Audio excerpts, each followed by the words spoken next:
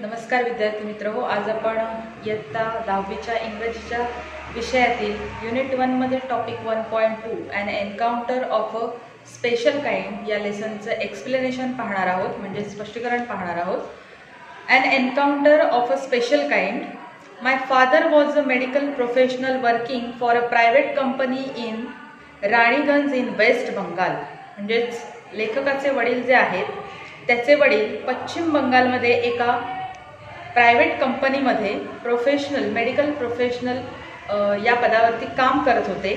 The officers of the company were house in individual bungalows inside a large campus. त्या कंपनीच्या मोठ्या अशा परिसरामध्ये तिथल्या अधिकाऱ्यांसाठी कॉटेजेसची व्यवस्था केलेली होती, म्हणजे त्यांच्या राहण्याची व्यवस्था केलेली होती. त्यांच्यासाठी तिथे घरं बांधण्यात आलेली होती. Our house was in a corner of the campus. आणि आमचं जे घर होतं ते या कॅम्पसच्या एका कोपऱ्यात होतं. The officers club was adjacent to the boundary wall of our garden. The compound was luxurious with green grass, colourful flowers and a host of tall and majestic trees. तिथल्या परिसराचे इथे वर्णन करण्यात आलेलं आहे की तो परिसर कसा होता. त्या कॅम्पसच्या एका कोपऱ्यामध्ये लेखकाचं घर आहे, म्हणजे त्याचे वडील अधिकारी आहेत. तर ते अधिकारी म्हणून राहत असताना तिथल्या अधिकाऱ्यांसाठी ज्या घरांची सोय करण्यात आलेली होती तर त्यांचं घर या कॅम्पसच्या एका कोपऱ्यामध्ये होतं. आणि या कॅम्पसमध्ये छान असं गार्डन तयार केलेलं होतं. बाउंड्री वॉल म्हणजेच कंपाऊंड सुद्धा होतं त्या कॅम्पसला. आणि colourful flowers and a host of tall and majestic trees. म्हणजेच त्या परिसरामध्ये वेगवेगळ्या प्रकारची झाडं होती, हिरवीगार अशी झाडं होती. त्यामध्ये वेगवेगळ्या प्रकारच्या फुलांचा देखील समावेश होता. आणि तिथे उंच अशी सुद्धा वेगवेगळ्या प्रकारची सुंदर झाडं होती.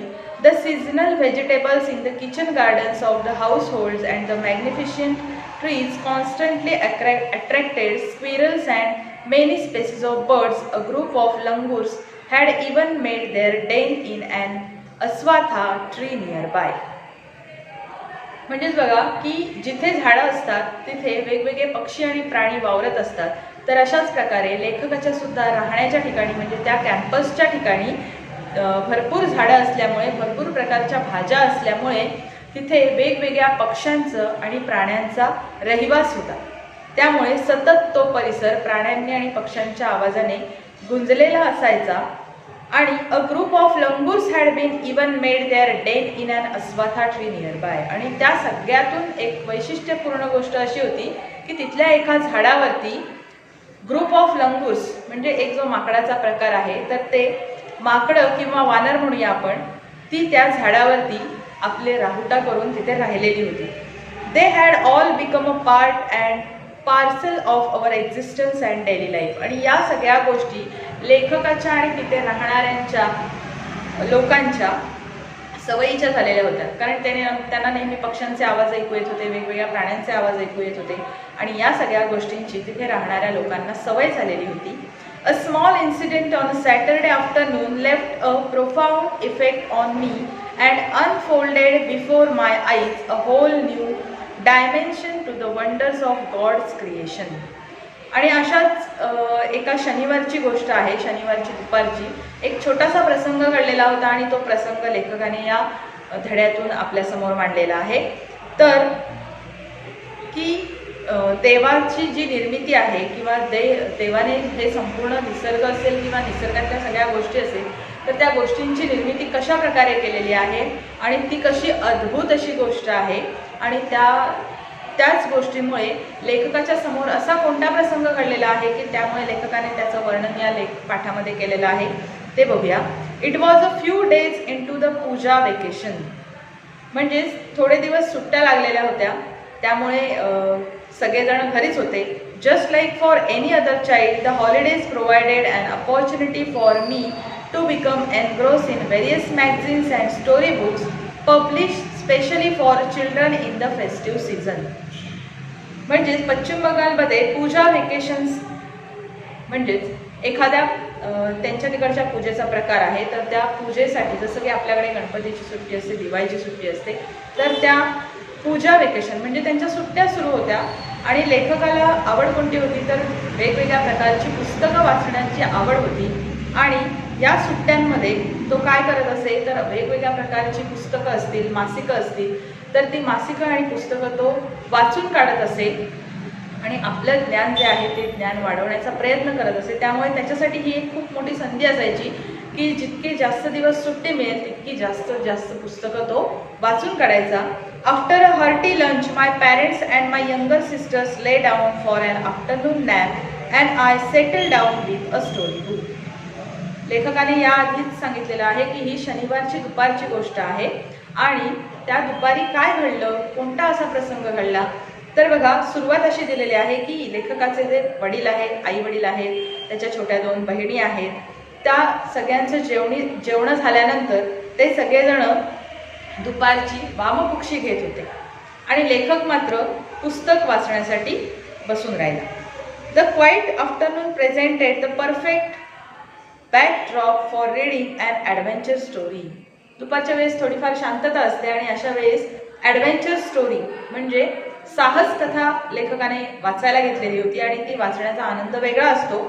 The silence was occasionally broken by the sound of my family snoring. आता दुपारची वेळ आहे, शांतता आहे, परंतु या शांततेचा भंग कशामुळे होत होता तर त्याच्या घरातली मंडळी जी वामकुक्षी घेत होती तर त्यांच्या थोड्याफार झोपेत घोरण्याचे आवाज होते. The intermittent chirping of house sparrows, घराजवळ असणाऱ्या झाडावरील चिमण्यांचा आवाज येत होता. The harsh cawing of crow, the shrill call of a kite flying high above the ground. आणि कावळ्याच्या ओरडण्यासोबतच अजूनही काही पक्ष्यांचा किलबिलाट ऐकू येत होता.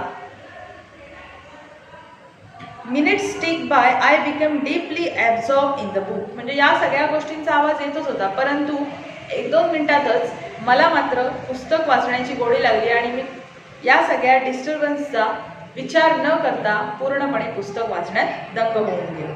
Suddenly I heard a group of street dogs barking furiously in the distance. परंतु अचानकपणे लेखकाला कुत्र्याच्या भुंकण्यांचा आवाज ऐकू यायला लागला आणि तो आवाज भयंकर होता. I choose to ignore the commotion thinking about that the pack of dogs might have corner a hapless pig. म्हणजेच काय की तिथे असणारं एखादं रानटी डुक्कर असावं आणि त्या डुकराच्या मागे ते कुत्रे लागलेले असावेत. तर बिचारा तो दुर्दैव डुक्कर असणार आहे कारण त्याच्या मागे ते सगळे कुत्रे लागलेले असतील. तर अशा प्रकारचा काहीतरी घटना तिथे घडत असावी असा लेखकाच्या मनात विचार आला. But soon the barking became louder and more aggressive and the alarm cawing of flock of crows added to the cacophony. म्हणजे बघा, सुरुवातीला लेखकाने या गोष्टीकडे दुर्लक्ष केलं, परंतु त्यानंतर मात्र तो जो भुंकण्याचा आवाज येत होता तो जवळजवळ येऊ लागलेला होता आणि त्या कुत्र्याच्या भुंकण्यांसोबतच कावळ्यांचा सुद्धा कोकोफोनी म्हणजे कावळ्यांचा सुद्धा काकारव ऐकू येऊ लागला होता. मग मात्र लेखकाने आपले कान तिकडे देऊन तिथे नेमका कसला आवाज येतोय हे ऐकण्याचा प्रयत्न केला. I also heard the disturbance approaching closer.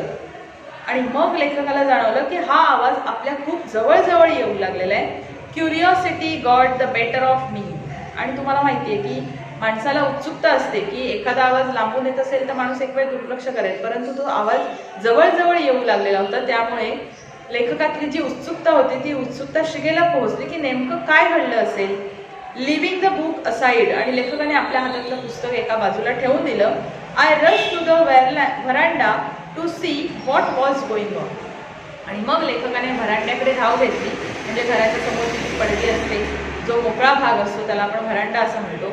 आणि हा शब्द इथे तुम्हाला मराठीमध्ये दिलेला आहे, म्हणजे स्पेलिंग दिलेला आहे, पण तो व्हरांडा याच स्पेलिंगमध्ये किंवा याच अर्थाने तिथे शब्द दिलेला आहे. तर व्हरांड्याकडे लेखकाने धाव घेतली कारण नेमकं बाहेर काय चाललं आहे हे लेखकाला जाणून घ्यायचं होतं. I glance towards the roof of the club house and saw something horrible. आणि लेखक बाहेर इतक्या जोराने पळत आला की त्याला समोरच्या क्लब हाऊसवरच्या छपरावरती काहीतरी एक भयानक दृश्य पाहायला मिळालं. काय बरं असेल ते भयानक दृश्य? A big male langur, apparently the leader of its group was holding a baby langur in his hands and mercilessly biting it all over with the definite intent to kill. त्याला समोर छपरावरती काय दृश्य बघायला मिळालं की लंगूर म्हणजे मेल लंगूर होता, त्यातला जो मोठा वानराचा, आपण जसं म्हणालो की लंगूर किंवा लंगूर हा जो शब्द आहे तो मंकीजसाठी वापरला गेलेला आहे, म्हणजे वेगळ्या प्रकारचं वानर किंवा माकड आहे ते. आणि त्यातला जो नर वानर होता तर त्याने काय केलं होतं की छोट्याशा बेबी लंगूर, आपण त्याला बेबी लंगूर म्हणूया, तर त्या बेबी लंगूरला तोंडामध्ये हातामध्ये पकडून तो वेगळ्या पद्धतीने त्याला चावण्याचा आणि खाण्याचा प्रयत्न करत होता. आणि जणू काही तो आता त्या पिल्लाला मारूनच टाकेल अशी अवस्था त्या पिल्लाची झालेली होती. The helpless mother of the baby and the other lesser members of the langur group were scattered on the roofs of the buildings nearby watching the baby being killed. आता तो जो मोठा वानर होता तो त्या पिल्लाला मारण्याचा प्रयत्न करत होता, परंतु तो ग्रुपचा लीडर असल्यामुळे त्या ग्रुपमध्ये असलेले बाकी सगळे प्राणी असतील किंवा इवन त्या बेबी लंगूरची मदर म्हणजे त्या छोट्याशा पिल्लाची जी आई होती ती सुद्धा असहाय्यपणे, म्हणजे ते काहीच करू शकत नव्हते सगळेजण, आणि असहाय्यपणे समोर होणारा घडणारा प्रसंग नुसते पाहत राहिले होते. I recall the terrible custom in the animal clan according to which a dominant male usually does not allow another male baby or adult to survive within its group. म्हणजे बघा आता तिथे असणारा जो मेल लंगूर आहे म्हणजे मोठा वानर आहे तो साधारणपणे आपल्या ग्रुपमध्ये आलेल्या या छोट्याशा पिल्लांना वगैरे जास्त महत्त्व देत नाही असं त्या लेखकाला वाटतंय. आणि तो जो मेल लंगूर आहे तो पॉवरफुल आहे, त्यामुळे त्या ग्रुपमधले इतर कुणीही समोर येऊन त्याला विरोध करू शकत नव्हते किंवा त्या पिल्लाला वाचवू शकत नव्हते. Without losing any time I gathered a stout stick in one hand and hurl a piece of stone at the marauding langur. मग क्षणाचाही विचार न करता समोर दिसलेलं दृश्य पाहिल्यानंतर लेखकाने काय करायला सुरुवात केली की एका हातामध्ये काठी घेतली आणि दुसऱ्या हाताने छोटे छोटे दगड त्या लंगूरवरती मारण्याचा प्रयत्न केला. The langur was so infuriated that it hardly took any notice of my assault. परंतु मी करत असलेले हे प्रयत्न त्या लंगूरने दुर्लक्षित केले आणि तो त्याचं जे काम आहे तो ते करतच राहिला. But then I started throwing more stones. परंतु लेखक सुद्धा थांबला नाही, लेखकाने सुद्धा दगड मारण्याचा सपाटाच लावला, म्हणजे दगडांवर दगड तो मारत राहिला. The dogs on their part raise their pitch of cry. आणि मग इकडे मात्र कुत्रे जे भुंकत होते, ते दृश्य बघून कुत्रे भुंकत होते आणि आता कुत्र्यांनी रडायला सुरुवात केलेली होती जणू काही. The change circumstances and the sudden unexpected attack from unknown quarters forced the langur to drop the baby from the sloping roof over the veranda. परंतु आता काय झालेलं आहे, लेखकासोबत इतर लोक सुद्धा तिथे जमलेले होते आणि त्यांनी सुद्धा त्या लंगूरला हाकलण्याचा प्रयत्न केला. आणि इतक्या सगळ्यांना बघितल्यानंतर त्या लंगूरने वरच्या छपरावरून त्या पिल्लाला वरून सोडून दिलं आणि तो जो स्लोप होता त्या स्लोपवरून ते पिल्लू खाली आल्यानंतर त्या व्हरांड्यात पडलं असतं. The baby was listless and appeared to be dead. त्या पिल्लाकडे पाहून असं वाटत होतं की ते पिल्लू बहुतेक मेलेलं असावं. As its body started to slide down the excitement of the pack of dogs grew manifold at the prospect of a good kill and meal. तर बघा ते पिल्लू त्या छपरावरून खाली येत असताना खाली उभे असलेल्या कुत्रे जे भुंकत उभे होते तर त्यांना असं वाटलं की ते पिल्लू खाली आल्यानंतर आपल्या ताब्यात येईल आणि आपल्या खाद्याची आणि आपल्या चांगल्या जेवणाची सोय होऊ शकेल असं ते कुत्रे विचार करत असावेत. But keeping the dogs at bay with the stick I manage to catch hold of the baby langur's tail just as it tipped over the edge of the tiled roof. पण कुत्र्यांचा हा उद्देश लेखकाने मात्र सफल होऊ दिलेला नव्हता. कारण लेखकाने काय केलं होतं की एका हातामध्ये काठी घेऊन त्या कुत्र्यांना हाकवण्याचा प्रयत्न करत होता तो आणि दुसऱ्या हाताने त्या छपरावरून खाली सरकत येणाऱ्या पिल्लाला त्याने पकडून घट्ट पकडलं जेणेकरून ते पिल्लू खाली पडणार नाही आणि त्या कुत्र्यांच्या तावडीत सापडणार नाही. The baby appeared inert and lifeless. It was indeed a male baby. त्या पिल्लामधली सगळी जी शक्ती होती ती निघून गेलेली होती, जणू काही तो गतप्राण झालेला आहे असं लेखकाला वाटत होतं. कारण तो निष्प्राण झाल्यासारखा दिसत होता आणि it was ended a male baby, म्हणजे तो जो ते जे पिल्लू होते ते नर पिल्लू होतं असं म्हणायला काय हरकत नाही असं लेखकाला वाटलं. By this time my parents and sisters had become out on to the veranda and were witnessing my rescue operation. आता हे सगळं घडत असताना लेखकाच्या घरातले तोपर्यंत बाहेर आले होते, त्याच्या बहिणी आल्या होत्या, त्याचे आई वडील आले होते आणि त्यांनी सगळ्यांनी व्हरांड्यात आल्यानंतर माझा हा रेस्क्यू ऑपरेशन म्हणजे लेखकाने कशा प्रकारे त्या छोट्याशा पिल्लाची सुटका केली, रेस्क्यू मीन्स सुटका, तर ती सुटका कशा प्रकारे केली हे त्याच्या घरातल्यांनी बघितलेलं होतं. Some of our neighbours had also gathered in the distance. आणि मग जसं की मगाशी थोडेसे लोक जमा झालेले होते, तर हा सगळा प्रसंग त्याच्या घरातले आणि त्याच्या आजूबाजूला असणारे सगळे शेजारी पाहत होते. ते सगळे एकत्र तिथे झालेले होते. I took the baby langur to our backyard and gently laid him on the floor inside the poultry coop. मग लेखकाने काय केलं, त्या पिल्लाला उचलून घेतलं आणि त्या पिल्लाला आपल्या घराच्या मागच्या बाजूला असणारी जी छोटीशी पोल्ट्री होती तर त्या पोल्ट्री कूपमध्ये म्हणजे त्या छोट्याशा खोपटीमध्ये तो त्या पिल्लाला घेऊन गेला. His body was full of deep bite marks and scratch. त्या छोट्याशा पिल्लावरती खूप असे व्रण उठलेले होते, खूप जखमा झालेल्या होत्या. त्या मोठ्या वानराने त्याच्यावरती जो हल्ला केलेला होता त्या हल्ल्यामध्ये त्याला खूप लागलेलं होतं. Blood was oozing from some of the wounds. आणि काही जखमांमधून अजूनही रक्त येत होतं. The baby remain motionless. आणि ते पिल्लू मात्र अगदी निष्प्राण होऊन आडवं झालेलं होतं. My father provided first aid to clean the wounds and stop the bleeding. लेखकाच्या वडिलांनी लगेच फर्स्ट एड बॉक्स आणला आणि त्या बॉक्समधून फर्स्ट एडचं जे काही साहित्य होतं त्या साहित्याचा वापर करून त्या पिल्लाचा आधी जी काही जखम झालेली होती त्या पिल्लाला तर ती जखम पुसून काढली आणि त्याचं रक्त कसं थांबवता येईल यासाठी प्रयत्न सुरू केले. I was relieve to find out that the baby was breathing. आणि त्या क्षणी लेखकाला असं जाणवलं की ते पिल्लू श्वास घेते, म्हणजे ते पिल्लू जिवंत आहे. Even though his breaths were shallow. म्हणजे त्याचा श्वास एकदम हळू होत होता, परंतु त्याच्या ब्रीथिंगवरून मात्र हे कळत होतं की ते जिवंत आहे. Splashes of cold water made the baby stir and other a few sneaky attempts he setup.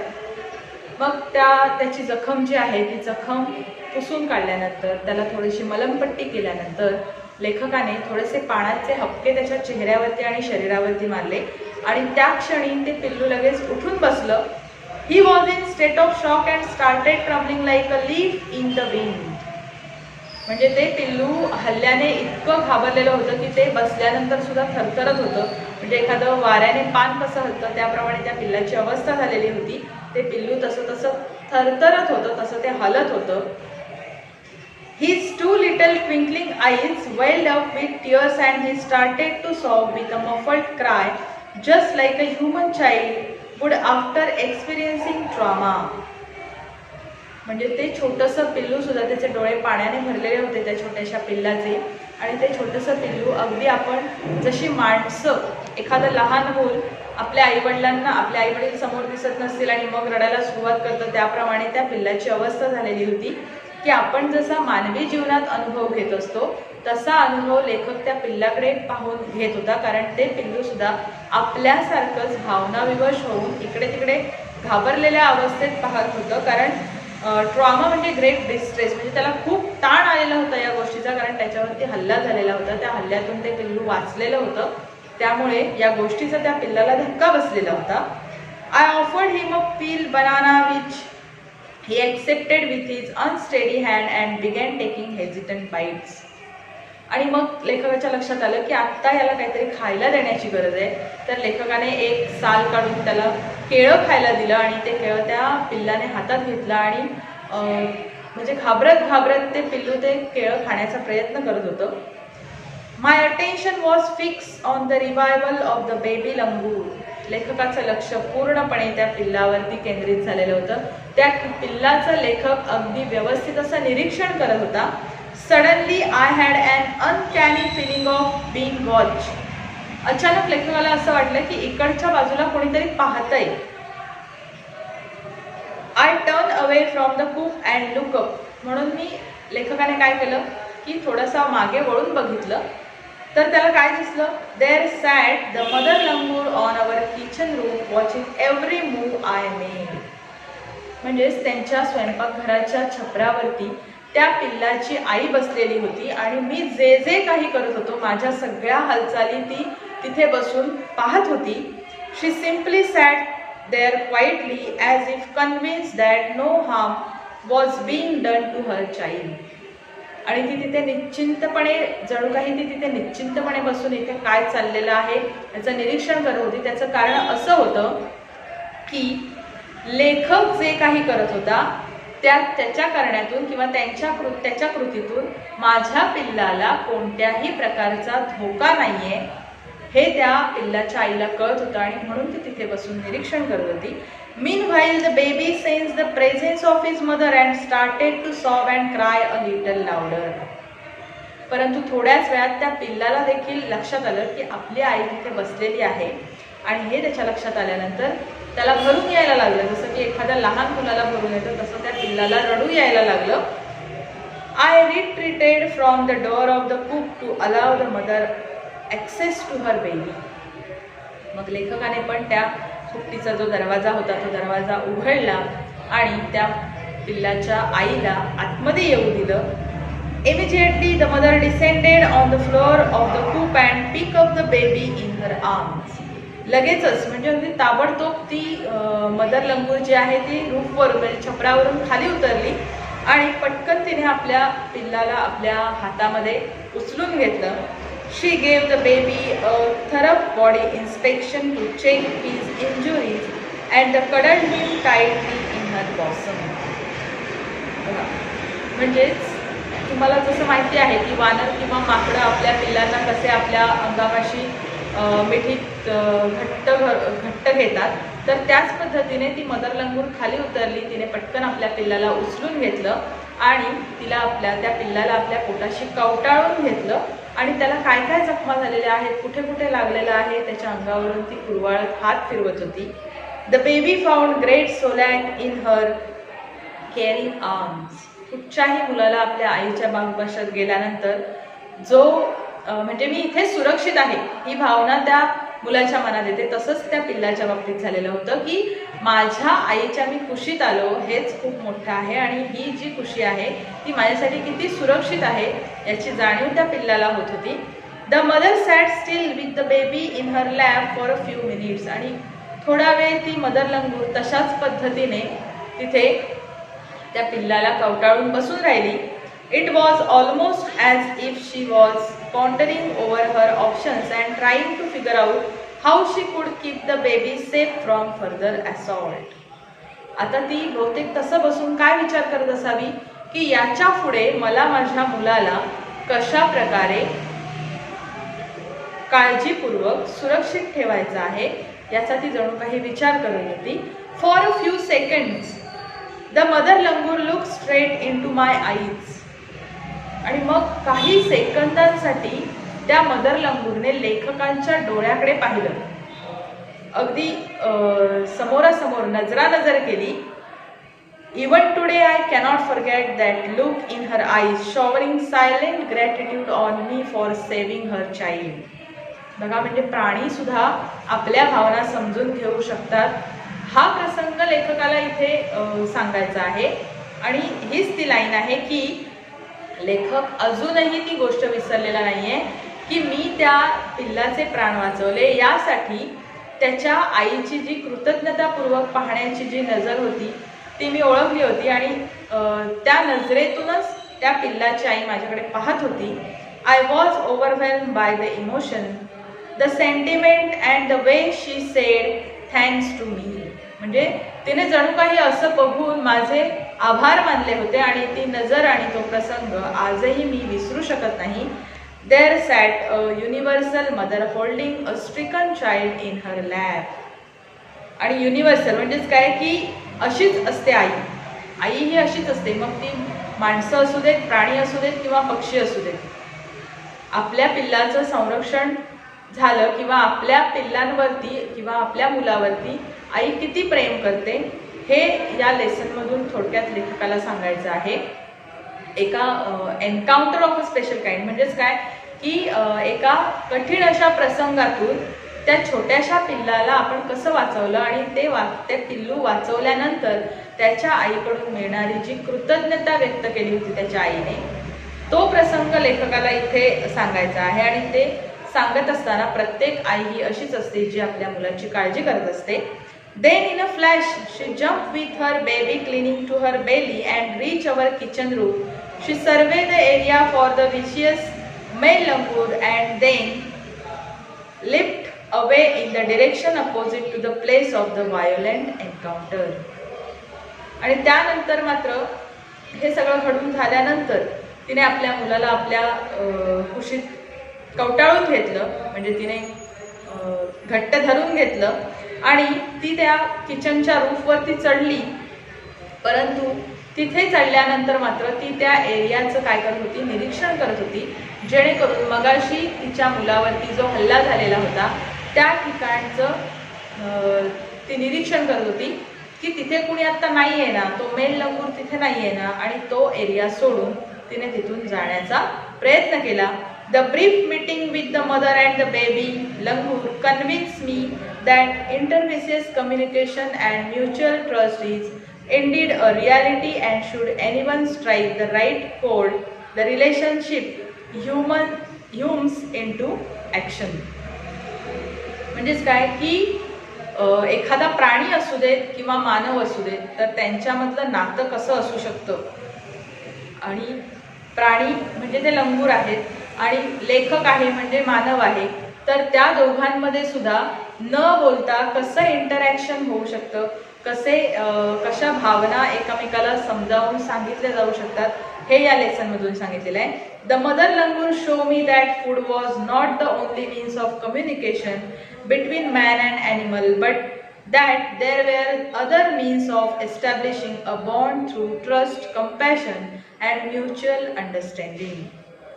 म्हणजेच लेखकाला असं सांगायचं आहे की त्या मदर लंगूरने मला काय दाखवून दिलं की प्राणी आणि मानव यांच्यामध्ये सुद्धा एक वेगळं नातं असू शकतं. तुम्हाला माहिती आहे की अनेक लोकांना प्राण्यांची आवड असते, मग ते मांजर असेल, कुत्रा असेल, अन्य प्राणी असतील, तर त्या प्राण्यांवरती लोक अगदी जीव लावतात, कारण त्यांच्यातलं जे कम्युनिकेशन आहे, म्हणजे जे नातं तयार होतं ते एक वेगळ्या पद्धतीचं असतं की ज्याच्यामध्ये विश्वास असतो, ज्याच्यामध्ये दयाळूपणा असतो आणि ज्याच्यामध्ये समजूतदारपणा असतो.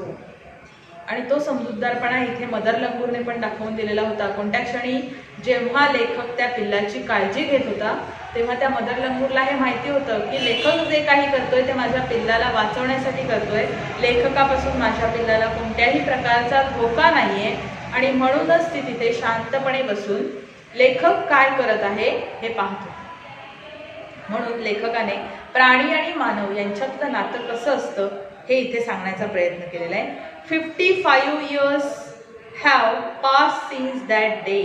या गोष्टीला 55 वर्ष होऊन गेली. I am now 70 years old. आणि आता मी 70 वर्षाचा आहे. But I still fondly remember that encounter of a special kind. पण आजही मला वयाच्या 70ीतही मला तो घडलेला प्रसंग जसाच्या तसा आठवतो. लेखक तेव्हा 15 वर्षाचे होते आणि लेखकाला तो प्रसंग आज जसाच्या तसा आठवतो, कारण एन्काउंटर म्हणजे एक अनपेक्षितपणे आणि खूप कठीण असा प्रसंग लेखकाच्या समोर घडत होता. लेखकाने जर असा विचार केला असता की नाही, त्या लंगूरपासून मलाही धोका आहे, मी तिथपर्यंत पोहोचू शकणार नाही, तर हे सगळं शक्य झालं नसतं. परंतु लेखकाला त्या प्राण्याला वाचवावंसं वाटलं, त्या पिल्लाला वाचवावंसं वाटलं, आणि वाचवल्यानंतर त्याच्या बाबतीत काय घडलं तर त्या मदर लंगूरने त्याच्याप्रती जी दाखवलेली कृतज्ञता व्यक्त केलेली होती ती लेखकाला इथे सांगायची होती. त्यामुळे लेखकाने मानव आणि प्राणी यांच्यातलं नातं कसं निष्पाप आणि चांगलं असू शकतं, दयाळूपणाचं, समजूतदारपणाचं असू शकतं, हे सांगण्याचा प्रयत्न केलेला आहे. हा जो लेख आहे तो किंवा हा जो लेसन आहे तो तपन मुखर्जी यांनी दिलेला आहे. तर अशा प्रकारे आज आपण 1.2 and encounter of a special kind या लेसनचं एक्सप्लेनेशन पाहिलेलं आहे. आजचा हा व्हिडिओ इथेच थांबवते. व्हिडिओ आवडला असल्यास लाईक करा, जास्तीत जास्त शेअर करा. आणि चॅनलवर नवीन असाल तर चॅनल सबस्क्राईब करायला विसरू नका. धन्यवाद.